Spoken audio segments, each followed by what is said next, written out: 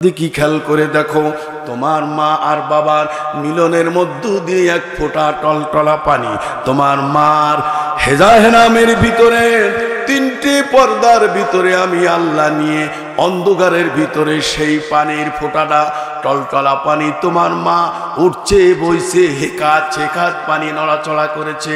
আলা সালাসাতিল হিজাব, তিনটা পর্দা গভীর অন্ধকারের ভিতরে ওই টলটলা পানির মধ্যে আমি তোমার মতন সকিনা আমেনা খাতুন আমি বানাইছি, আব্দুর রহিম রহিমা বানাইছি।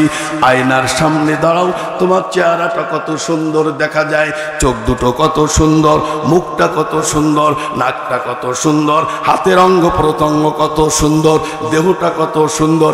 আল্লাহ বলেনি মুখারবি আয়নার সামনে দাঁড়ায় তুমি তোমার চেহারার অহংকার করো, গর্ব করো। একবার কি চিন্তা করেছো এই সুন্দর দেহখানা চেহারাখানা কোন মালিক কোন কারিগর বানাইলো? নিমুখারামি সিজদা দিলিনি আল্লাহ, চেহারার অহংকার আর গর্ব করো। এই চেহারাটা বানাইছে কিনা? জোরে কর, জোরে জোরে জোরে। কে বানাইছেন? একটা থ্যাঙ্ক ইউ পাওয়ার উপযুক্ত কিনা আল্লাহ? হ্যাঁ, আল্লাহু আকবার বলেন, আলহামদুলিল্লাহ জোরে বলেন আলহামদুলিল্লাহ। আল্লাহ বলে পৃথিবীর কোনো মানুষ পারবে না। গভীর অন্ধকার, আলা সালাসাতিল হিজাব, তিনটে পর্দা গভীর অন্ধকার টলটলা পানির ভিতরে আমি তোমার মতন সুন্দর মানুষ তৈরি করে দিয়েছি। হাতের জায়গায় হাত, নাকের জায়গায় নাক, চোখের জায়গায় চোখ, দাঁতগুলো কত সুন্দর, আঙ্গুল কত সুন্দর, দেহটা কত সুন্দর আমি আল্লাহ বানাইছি। যে বান্দা তুই দুনিয়া যাওয়ার পরে তোর চেহারা দেখবি আর আমি আল্লাহর সিজদা দিয়ে শুকরিয়া আদায় করব। একটা সিজদা পাবার উপযুক্ত কিনা আল্লাহ? হ্যাঁ, একটা সিজদা পাই কিনা? যদি পাই মনে করেন তাহলে সিজদা দিয়ে। কারা কারা আল্লাহকে সিজদা দিবেন? 5 ওয়াক্ত নামাজ পড়বেন। আল্লাহু আকবার। হ্যাঁ যুবকরা, 1 কোটি বার ওয়াজ দিলে লাভ হবে না, যদি নামাজ ছেড়ে দেন নামাজ পড়তেই হবে, কোনো ক্ষমা নাই। রাজি আছেন? নারায়ে তাকবীর, নারায়ে তাকবীর, আলহামদুলিল্লাহ। আসেন, পয়গম্বর ইউনূস কয়দিন ছিল? 40 দিন ছিল। একটা মানুষ 40 দিন মাছের পেটে থাকলে না খাইয়ে মারা যায় না? সে কিছু না, অক্সিজেন নাই, কিচ্ছু না, মাছের পেটের ভিতরে 40 দিন পরে মাছ হজম হয় না, পেট ফুলে গেছে। মাছে বলে আল্লাহ আমারে বাঁচাও, 40 দিন ধরছি, কারে জানি না আল্লাহ, চিনি না, কারে ধরলাম গো, কত হাঙ্গুর ধরে খাইয়ে হজম করলাম, কারে ঢুকাইলাম, 40 দিন হজম হয় না, জানটা বাঁচাও গো, একটু বমি করার সুযোগ করে দাও। আল্লাহ কয় চরের মধ্যে যা। মাছটা উঠলো, নদীর চরে উঠে গড়ুগড়ি শুরু করলো নিজের বমি করার জন্য, বাঁচার জন্য। আল্লাহর কুদরত বুঝা বড় দায়, পয়গম্বর ইউনূসকে বমি করে দিলেন, মাছটা পানিতে লাফায় জান বাঁচাইল। পয়গম্বর ইউনূস আল্লাহু আকবার বলেন। আরে ডাকার মতন ডাকলে খোদা কেমনে শোনে না? বলেন, ডাকার মতন ডাকলে খোদা কেমনে শোনে না? এক ডাকিলেন ইউনূস নবী, আরে মাছের পেটে ছিল ইউনূস, এক ডাকিলেন ইউনূস নবী, আরে মাছের পেটে ছিলেন তিনি, আরে মাছের পেটে ছিল ইউনূস, হজম হইল না। ডাকার মতন ডাকলে খোদা কেমনে শোনে না? ডাকার মতন ডাকলে খোদা কেমনে শোনে না? জোরে কার মারহাবা। ইউনূস পয়গম্বর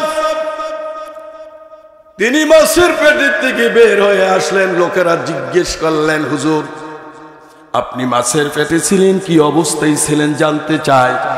পয়গম্বর ইউনূস বলল, আমি 40 দিন মাছের পেটে ছিলাম না, আমি জান্নাতের মধ্যে ছিলাম। শরীরের একটা পশম পর্যন্ত নষ্ট হয় নাই। বাঁচাইছেন কে? ক্ষমতা আছে আল্লাহ। আল্লাহ নিজে বলতেছেন, আল্লাহু আলা কুল্লি শাইইন কাদির।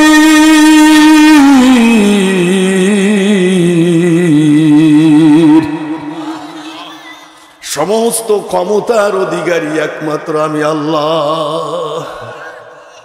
কে এই পাওয়ার কারণ আছে? এমন কোন জিনিস আল্লাহ বলেন আমি সব পারি, সমস্ত ক্ষমতার অধিকারী। তুখরিজুল হাইয়া মিনাল মাইয়িতি ওয়া তুখরিজুল মাইয়িতা মিনাল হাইয়্যি। জোরে কান সুবহানাল্লাহ। হায়াতের মালিক আমি, মৌতের মালিক আমি। অনেক কথা, অনেক ওয়াজ, সব একদিনই শেষ করা যাবে না। আর একটু সকালে সকালে উঠতাম তাহলে আর একটু কইতে পারতাম, আর আপনাদের খেচুড়িরও টেস্ট লাগতো। বেশি ওয়াজ করলে খেচুড়ি পানসাই ঠান্ডা হয়ে যাবো, মজা লাগবে কম। অনেকে অপেক্ষা আছে হুজুর দোয়াটা করতে পারলি টুপলাটে নিয়ে বাড়ি হয়ে যাবে। কি এর নামাজ আর কি এর এরাম ওয়াজ কত শুনলাম, হুজুর আমার হিদায়াত করতে পারে নাই, আপনি পারবেন না। আছে না এই ধরনের লোক? অশোনার পরেও যা, অশোনার পরেও যা, অশোনার আগেও তাই। যে সুদ কর সেই সুদ কর। আপনি খান, সুদ খান, যা মনে চায় খান, ঘু খাই গি, সুদ না খাই গিয়ে শুয়োরে ঘু খান গিয়ে, শুয়োরে ঘু খার সুদ খাওয়া সমান। আল্লাহু আকবার বলে।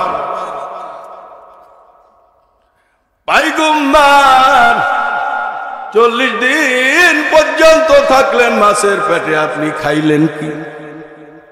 কি খাইলেন?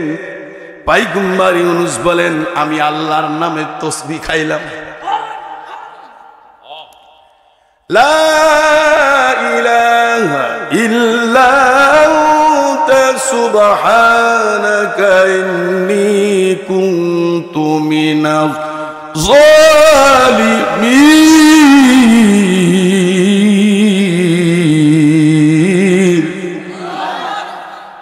আর কথা এখনো আপাদে বিপাদে বালা মুসিবতে পড়লে হুজুরদের কাছে যায়, আর হুজুরা এই দোয়া পড়ে পড়ে আল্লাহর কাছে দোয়া করে, রোজ মুক্তি হয়ে যায়, মুসিবত দূর হয়ে যায়।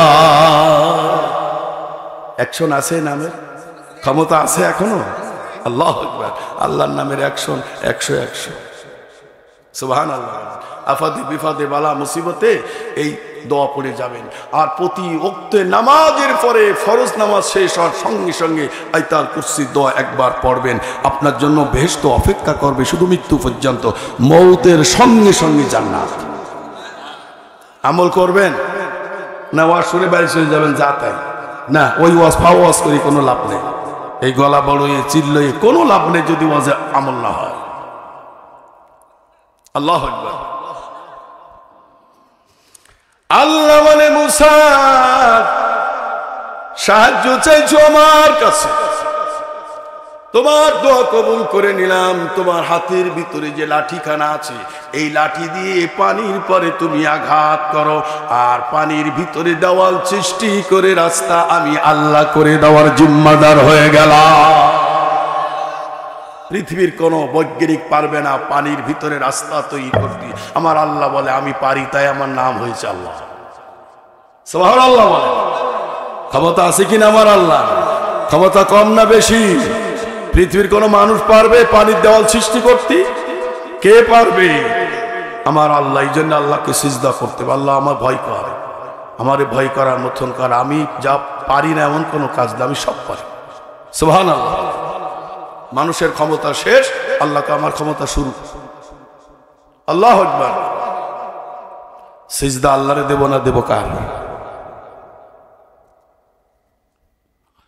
মুসা মাথা উঠালেন, কওমদের ডাক দিয়ে বললেন চিন্তার কারণ নাই, ফাইসালা হয়ে গেছে আল্লাহর পক্ষ থেকে। লাঠি দিয়ে পানির পারে আঘাত করে আর পানির ভিতরে নতুন রাস্তা তৈরি হয়ে যায়। 12টা কওমের লোক 12টা রাস্তা তৈরি হয়ে গেল। জোরে কান মারহাবা, মারহাবা। পানির ভিতর দিয়ে রাস্তা, দুই পাশে পানির দেওয়াল, আবার জানালাও তৈরি হয়ে গেছে, সব একসঙ্গে পার হচ্ছে, দেখতেছে। ক্ষমতা কার? ইন্নামা أمره إذا أراد شيئا أن يقول له كن فيكون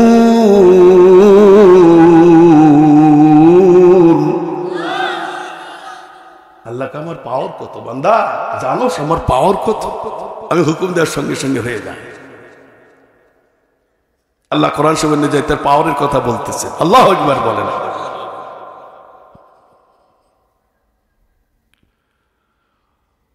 সাবান শিদাদা সুবহানাল্লাহ কি বাবা কানি মারে তাই দোয়া করি বসেন এই মুরব্বি বাবা কই যায় একটা লোক উঠলে শয়তান কবে যে একটা লোক উঠে নিয়ে যায় বাজে কত তাও তো দেখলাম না বেশি রাত হয়ে গেলে অসুবিধা আল্লাহুম্মা সাল্লি আলা মুহাম্মদ দুরূদ শরীফ ওয়া আলা আলি মুহাম্মদ কামা সাল্লাইতা আলা ইব্রাহিম ওয়া আলা আলি ইব্রাহিম ইন্নাকা হামিদুম মাজিদ اللهم بارك على محمد وعلى ال محمد كما باركت على ابراهيم وعلى ال ابراهيم انك حميد مجيد আমি আপনাদেরকে নিয়ে মোনাজাত করে দেব দোয়া করে দেব অনেক পথ ছিল বাকি পরে আল্লাহ যদি বাঁচায় রাখে কোনো সময় আসি পরে আলোচনা করব আমি আপনাদের কাছে একটু শেষ ভালো যার সব ভালো তার শেষ ভালো যার সব ভালো তার জীবনে যা কিছু করেছেন না কেন মৃত্যুর আগ দিয়ে যদি আপনার জবান দিয়ে কলেমা বের হয়ে যায় এরপরে মৃত্যু হয়ে যায় গুনার আগে শহীদের দরজা জান্নাতের দরজা খুলে দেবেন আল্লাহ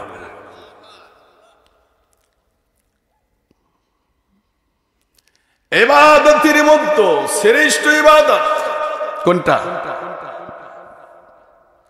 কিয়ামতের ময়দানে আল্লাহ রোজার কথা আগে জিজ্ঞেস করবেন না হজের কথা জিজ্ঞেস করবেন না আমার ভাইয়েরা যাকাতের কথা আগে জিজ্ঞেস করবে না পর্দার কথা জিজ্ঞেস করবে না জিহাদের কথা আগে জিজ্ঞাসা করবে না সর্বপ্রথমে যে কথা আল্লাহ জিজ্ঞেস করবেন সেটা নবীর মাধ্যমে আল্লাহ প্রকাশ করে দিয়েছেন নবী হে আমার বান্দা বান্দীদের আপনি জানাই দিন তারা যেন ভালো করে লেখাপড়া করে আসে কিয়ামতের ময়দানে সর্বপ্রথমে আমি প্রথম কোন হিসাবটা নিব আমার বান্দাদের একটু জানাই দিয়ে কোনো কিছু আল্লাহ গোপন রাখে নাই যেন আমার বান্দা ইন্টারভিউতে ফেল না করে সব যেন পাস হয়ে যায়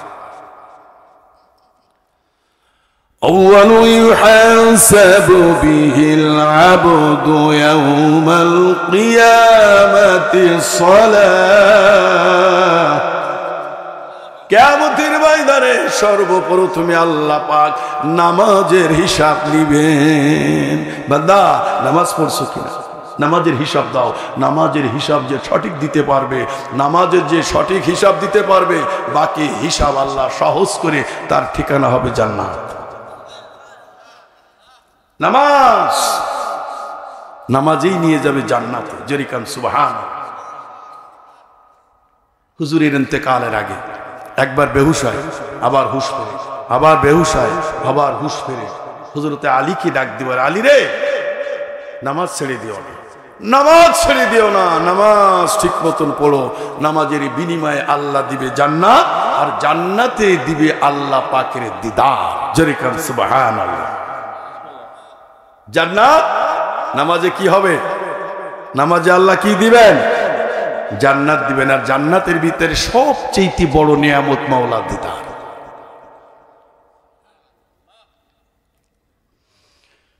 আল্লাহ বলে বান্দা কিয়ামতের ময়দানে বিচার শেষ হওয়ার পরে আরাফ নামক জায়গায় একটা বেহেশতি দুম্বা নিয়ে এসে জাহান্নামীদেরকে বলবে ও জাহান্নামীরা তোমাদের আর কোনোদিন মৃত্যু হবে না আর জাহান্নাম থেকে কোনোদিন বাঁচতে পারবে না চিরদিন জাহান্নামে থাকবা জান্নাতীদের বলবে তোমাদের আর মৃত্যু নাই জান্নাত থেকে বের হওয়া লাগবে না চিরদিন তোমরা জান্নাতের সুখ শান্তির মধ্যে থাকবা আজকে তোমাদের দুইয়ের মাধ্যমে আমি মৃত্যুকে কুরবানি করে দিলাম দুম্বা কুরবানি হবে মৃত্যু খতম হয়ে যাবে জান্নাতীদের বলবে তোমাদের যে নিয়ামত দেওয়ার কথা আমি কোরআনে বলেছিলাম আলেম ওলামার ওয়াজ মাহফিলে তোমরা শুনেছো নামাজের বিনিময়ে জান্নাত রোজার বিনিময়ে জান্নাত হজের বিনিময়ে জান্নাত জিহাদের বিনিময়ে জান্নাত অগণিত অসংখ্য নিয়ামত তোমাকে দান করা হবে বান্দারে আমার ওয়াদা মোতাবেক সব তোমরা ঠিক মতন পাইছো কিনা বলো জান্নাতীরা বলবে আল্লাহ যে নিয়ামত তুমি দান করেছো এই নিয়ামত পাওয়ার অধিকার আমাদের নাই, এই নিয়ামত পাওয়ার মতন ইবাদত আমরা করি নাই। আল্লাহ আমরা খুব খুশি, খুব খুশি খুশি আনন্দ খুশি। আল্লাহ বলবে বান্দা এই খুশি শেষ খুশি না, এর চাইতে একটা বড় খুশি যেটা তোমাদের সঙ্গে আমি ওয়াদাবদ্ধ ছিলাম, জান্নাতের ভিতরে আমি মাওলা তোমাদের সঙ্গে দেখা করব। হঠাৎ করে বিদ্যুৎ চমকানোর মতো নূর চমকাবে, সব মানুষের নজর উপরের দিকে উঠবে। আল্লাহ পাকে 70,000 নূরের পর্দা খুলে দেবেন, চক্ষে আল্লাহকে দেখবেন। একটা পলক তাকানোর সঙ্গে সঙ্গে দ্বিতীয় পলক আর তাকাবে না, 70,000 বছর পার হয়ে যাবে। এত শান্তি, এত মজা, এত লাজ্জত আল্লাহর কুদরতি চেহারা দেখার সঙ্গে। 70,000 বছর পরে মানুষ বেকারা শুধু এক পলকে তাকায়।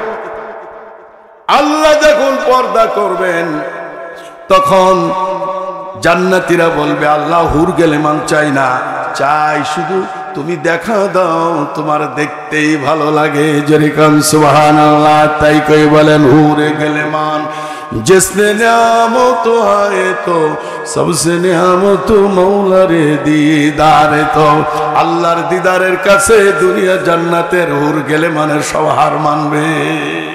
আল্লাহর দিদার এত মজা, এত শান্তি হবে, সেই দিদার হবে নামাজে বেহেশতের ভিতরে। যেরকম সুবহানাল্লাহ। 5 ওয়াক্ত নামাজ পড়বেন জান্নাতে চলে যাবেন, আল্লাহর দিদার নসিব হবে। 5 ওয়াক্ত নামাজ কারা কারা পড়বেন? আল্লাহু আকবার। এই মহিলা হোক পুরুষ হোক আলহামদুলিল্লাহ হাত নামান। মহিলারা যদি 5 ওয়াক্ত নামাজ পড়ে, স্বামীর খেদমত করে, মাহে রমজানে রোজা রাখে, নিজের ইজ্জত সম্মান হেফাজত করে, নবীজি বলেন ওই মহিলার জন্য বেহেশতের 8টা দরজা খোলা থাকবে।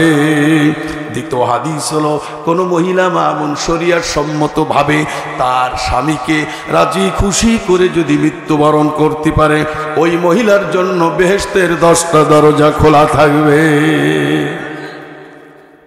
অশেষ এখন দোয়া হয়ে যাবে। দোয়ার আগ দিয়ে এখানে একটা মসজিদের জন্য আজকের এই মাহফিল। আমার ভাইরা, আগে আপনারা অনেক টাকা অনেক দিছেন, আমি শেষকালে আপনাদের সামনে মাত্র 2টা মিনিট একটু এই মসজিদের জন্য হাত বাড়াবো।